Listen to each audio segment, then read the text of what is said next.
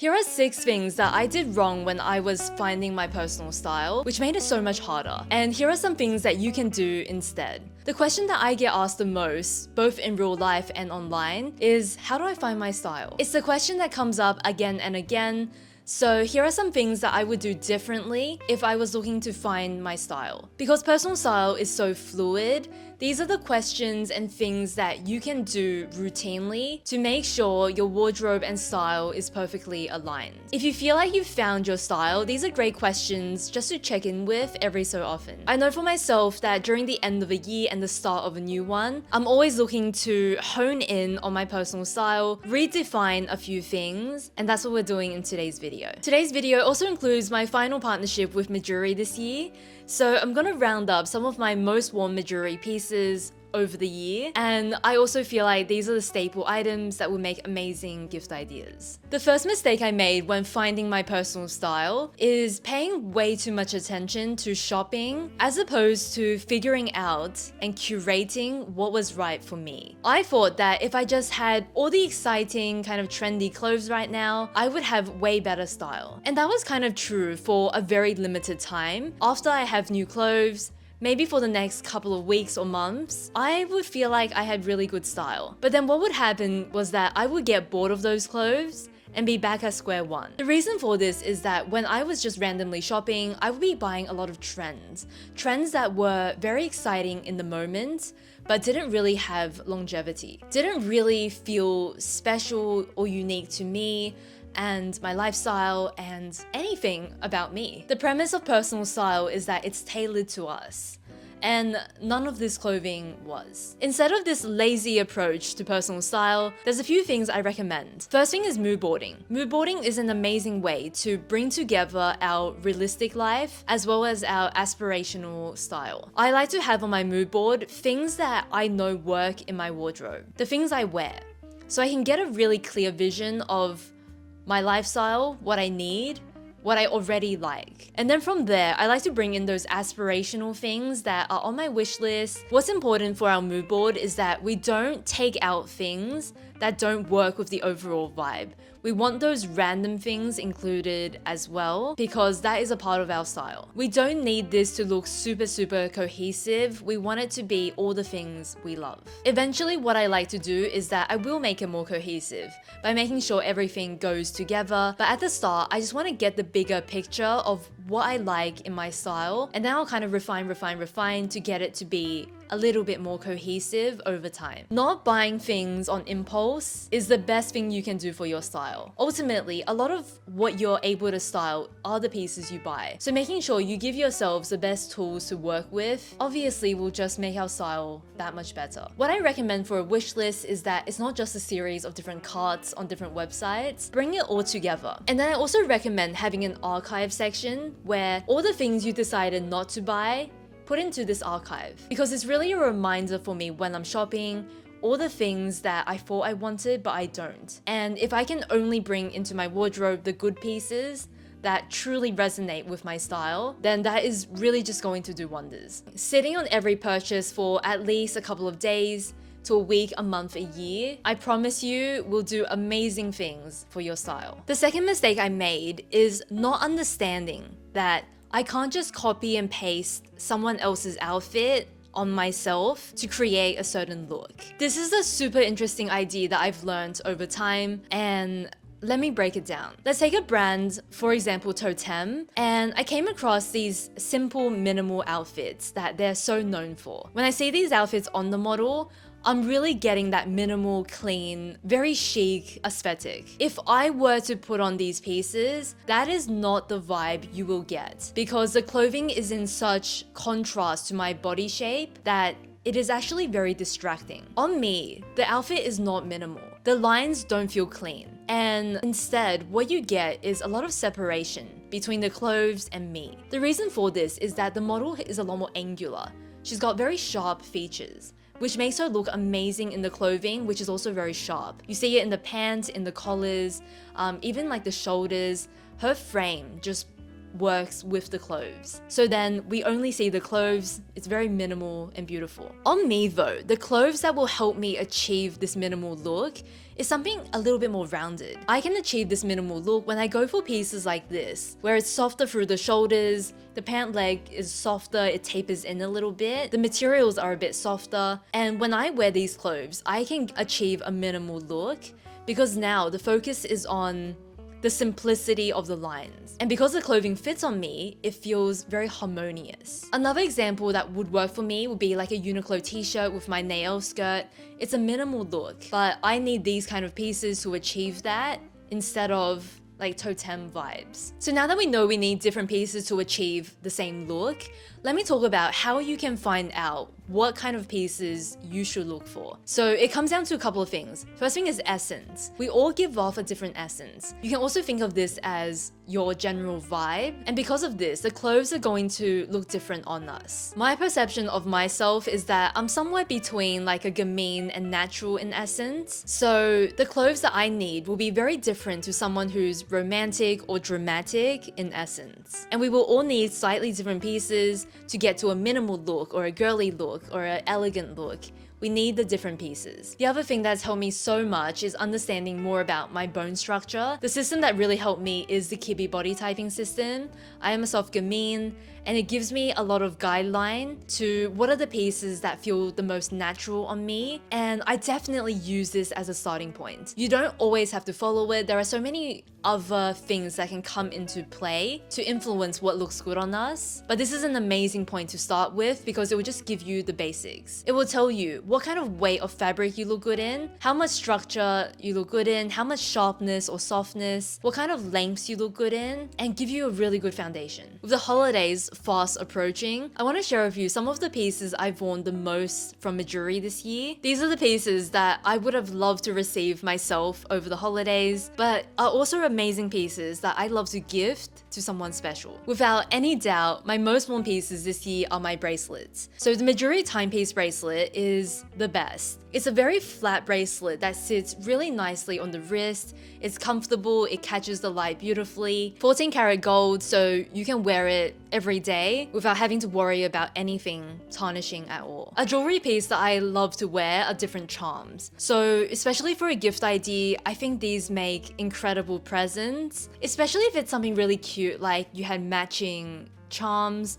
That would be adorable. One of the ones that's always been hanging on my necklace and kind of stands out this year are the Gothic letter charms. I've obviously got the H, and I think the lettering and the type for this H is so pretty. There are so many initial pieces out there. This one is just a little different. And again, 14K gold, so you can wear it without worrying. These earrings here are a little bit newer to me, but I want to include them because for the right person, these will be adorable. Puffy, oversized hearts, and these are in the gold vermeil, so gold over sterling silver. With the holiday seasons and like New Year, if you wanted something a little bit extra to your outfits, these are the pieces that would make everything a little bit more fun. My actual most worn hoops are the Pave diamond hoops.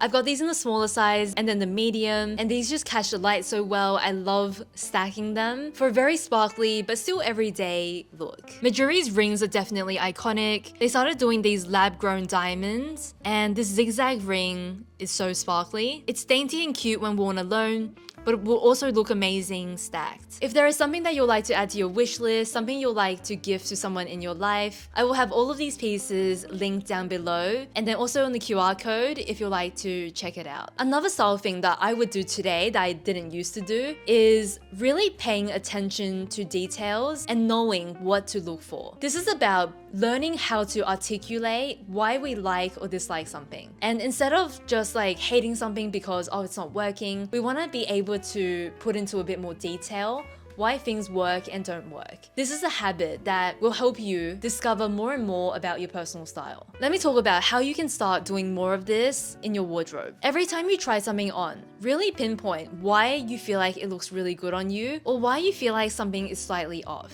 In order to do this, here are some things you can pay attention to. First thing is structure or fabric. When clothing is either working for us or not working, structure or fabric plays a huge part. From very light like chiffon, silk, fabrics to very heavy cotton, canvas materials, it's very likely that the weight of fabric plays a big part in whether that clothing looks good on us. It's kind of like whether that fabric suits us, but also how it works with the rest of our clothing to either give us the look we want or give us a look that's not quite what we were going for. Look at the fit, which is mostly determined by the seams. So for example, shoulder seam. This is something huge I pay attention to because it literally like defines the frame. If it's a drop shoulder, it's going to give me a very undone look. Sometimes I'll like it, but usually I will probably prefer a little bit more structure here.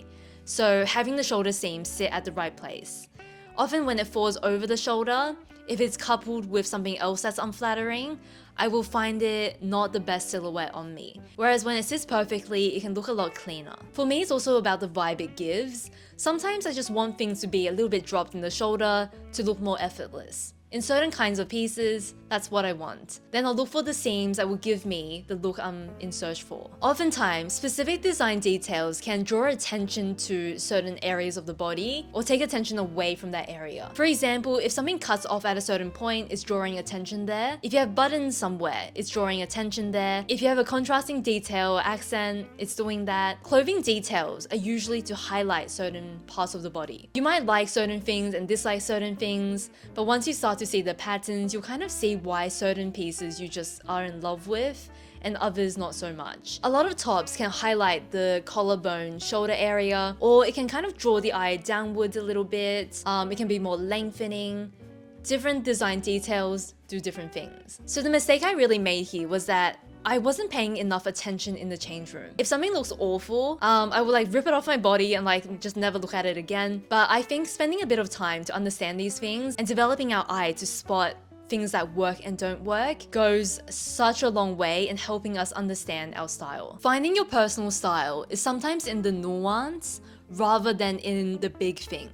So when I was finding my style, I would wear a lot of new outfits. Well, firstly, I bought a lot of clothes. So then I wore a lot of new outfits. And if I were to do it differently today, I think it's all about repeating outfits. Honing your personal style is about repeating this combination, trying different styling ideas, mixing it with what you own to figure out how you like to wear this combination the best. You can't learn this without repeating an outfit. Every time I repeat an outfit, I feel like I wear it a little bit better than I did last time. And then my style just gets better and better every time I wear that outfit. Whereas when I'm wearing a new outfit combination, I spend all of my time thinking about the big things. Does this top go with this bottom? That I never get the time before I run out the door to think about the styling and the little details that make an outfit feel really good to me. In other words, I think it takes some time to figure out how to best wear an item that we own. This nail skirt I wore for a whole year basically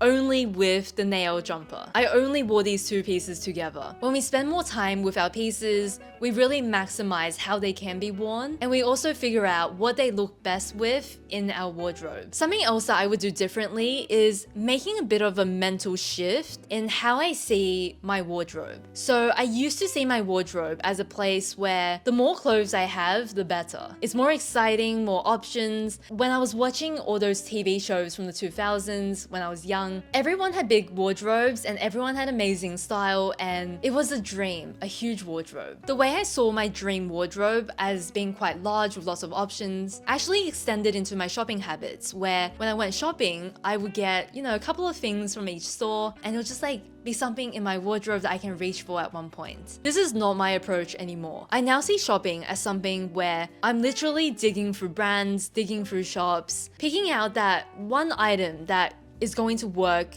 perfectly for my collection. I think that everything we own takes up a little space, not only literally, but also in our minds. It almost clutters my mind a little bit when I'm surrounded by too much stuff. And I now just want to be so curated about this process, because I think being this selective is just going to give us a wardrobe full of pieces that are so perfect for our style. It will make dressing every day that much easier, because we're never starting from scratch. We're starting from pieces that we thought were perfectly suited to us. I can't even begin to describe what a difference this shift has made, because ultimately I want to look my best every day, and I don't want any of the pieces that make me feel okay but not quite as good as my best outfit. I just want to wear that best outfit, wear it all the time, and enjoy it. An issue I ran into when I was finding my personal style was that there was no cohesiveness. I feel like I had one style for work, one style for leisure, one style for sports, and maybe the gym. What I think about this now is that the point of personal style is that we feel comfortable, confident in what we're wearing. We're not fussing with it, we feel at ease in the clothes that we have on, so that we can tackle whatever, work, casual, gym. So if this is true, then there should be some cohesiveness in our style, whether we're at work, the gym, or running errands. Even if I still worked in an office, I feel like our wardrobes should blend a lot. There should be a lot of overlap between work and normal life and casual, casual and gym. While some pieces may be very specific to one area, most of our clothes should blend at least 2 sections together. So either it works for work and normal, or it works for normal and leisure, or leisure and gym. Having one piece of clothing at least be able to blur the lines between 2 categories, I think is key to building a cohesive wardrobe. To give you some examples of what I mean, I used to love a structured black or navy t-shirt, and the reason for this is that I thought it looked really smart for work with a pencil skirt. Think like structured t-shirt with a pencil skirt with a suit jacket. There was nothing sloppy or casual about this look. But at the same time, it was just a t-shirt. So of course I would wear the t-shirt casually as well. Midi skirts are a great example. Most midi skirts will work for work as well as play. In the black, in a navy, in a darker shade, is usually incredibly versatile. Knitwear in general can feel quite conservative, so always appropriate for work, especially styled up to look more polished. And of course you can style it in a really cozy way for the weekends as well. It goes without saying, coats, I mean, they work everywhere. I think the true answer to how to build a cohesive style across the different facets of our life, it really comes down to mixing matching styling. I often wear a sweatshirt with a more polished bottom. This is one of those outfits where I'm mixing a more casual wear piece with something else a little bit dressier. And this is kind of like the foundation of my wardrobe, of how I put outfits together. And then I often put on top of this either more elegant accessories or very casual accessories like a cap. And suddenly I'm taking these outfits and making it appropriate for different areas of my life. This way of mixing, matching dressy things with more casual is not just something we have to do to create cohesion, but it actually makes for some of the best outfits because we're constantly able to reimagine our clothes and combine things that you wouldn't expect together. And I truly feel like these are the best outfits. Every decade of fashion, there is something new.